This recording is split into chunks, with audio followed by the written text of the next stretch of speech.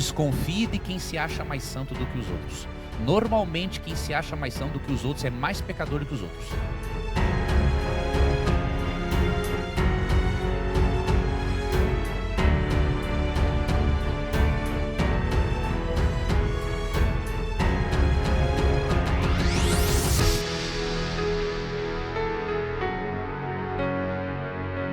Quando Daniel não entende aquela visão e fica doente, no capítulo 8, ele decide do verso 1 ao 19 fazer uma oração lindíssima.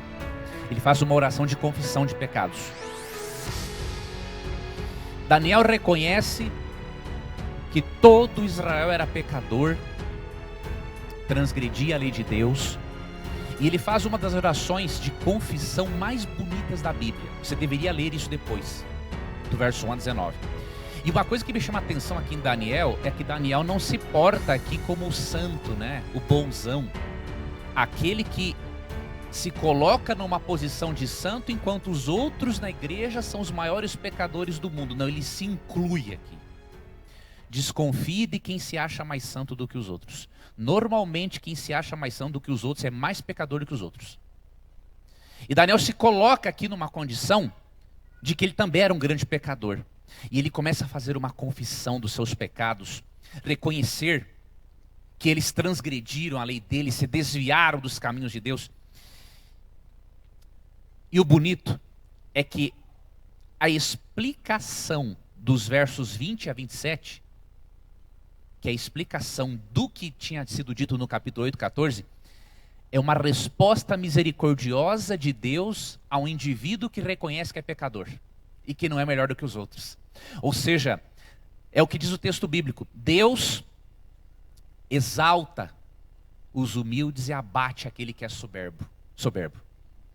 E aí no verso 20 do capítulo 9, leiam comigo: falava eu ainda e orava e confessava o meu pecado e o pecado do meu povo de Israel, e lançava minha súplica perante a face do Senhor meu Deus, pelo monte santo do meu Deus. Falava ainda na oração, quando o homem Gabriel, que eu tinha observado na minha visão ao princípio, que é do capítulo 8, 14, veio rapidamente voando e me tocou a hora do sacrifício da tarde. Ele queria instruir-me, falou comigo e disse: Daniel, agora saí para fazer-te entender o sentido. No princípio das suas súplicas saiu a ordem e eu vim. Ou seja, Deus não deixa para atender uma oração de um filho dele para depois, se não houver um propósito para isso. Porque Deus sabe o momento certo, mas Deus viu que naquele momento tinha que ser na hora mesmo. Quando ele começa a orar, Deus já envia Gabriel e diz o seguinte: olha, vai lá e explica para ele o significado da visão do capítulo 8, 14. Saiu a ordem e eu vim para te declarar, porque és muito amado. Considera, pois, a coisa e entende a visão. Então, essa explicação de Daniel 9, em que vai mostrar o Messias, Salvador e Juiz, é uma resposta a uma oração de confissão e arrependimento. Você percebe o quanto você pode e eu também recebermos de Deus conhecimento e sabedoria? Se reconhecermos mais as nossas falhas como pecadores? Você vê o quanto Deus tem a disposição de atender nossas orações com rapidez? Se nós desejarmos realmente que Ele o faça e tivermos fé suficiente para isso. Eu percebo na minha vida de oração, meus amigos, que eu não recebo muitas coisas de Deus. Eu posso falar de mim, mas não posso dizer se essa é a sua realidade. É justamente falta de fé. Você quer ver um exemplo de falta de fé?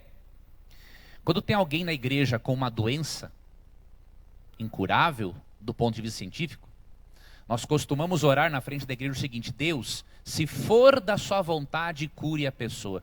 Mas se você parar para analisar, você está falando segundo a sua vontade porque você não quer se comprometer. Não, eu vou falar segundo a vontade de Deus, porque se a pessoa morrer, não quer dizer que eu que não pedi direito. Se você parar para analisar, é falta de fé. E não estou dizendo que você tem que fazer como muitos evangélicos fazem por aí, que tem que determinar, né, mandar em Deus. Eu determino que isso aconteça. Mas pare para analisar. Por que não é melhor dizer para Deus, Deus, eu quero, mesmo que o Senhor faça a sua vontade, e eu entrego essa situação nas suas mãos, a minha vontade, Senhor, eu queria que ele fosse curado.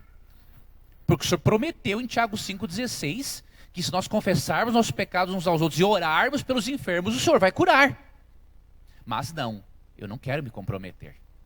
Na minha hipocrisia e falta de fé, segundo a sua vontade. Ah, não, ele morreu é porque foi da vontade de Deus, não foi falta de fé minha. Nós temos que mudar isso, irmãos.